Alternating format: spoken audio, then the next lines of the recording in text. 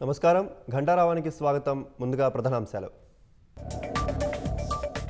శ్రీశైలం నుంచి సాగర్కు క్రమంగా తగ్గుతున్న ప్రవాహం. కాసేపట్లో దిగువకు నీటి విడుదలను ఆపైనున్న అధికారులు.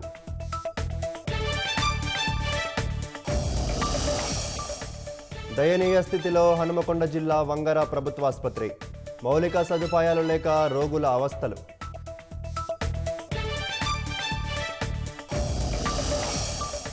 ఉత్తరప్రదేశ్లో బాలికపై అత్యాచారం ఘటనలో కీలక పరిణామం.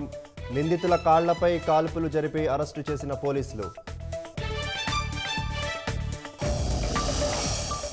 పూరీలో గుర్తు తెలియని వ్యక్తులు నిప్పుపెట్టిన 15 ఏళ్ల బాలిక మృతి. గవర్నర్ కంభంపాటి, బీజేడీ నేతల విచారం.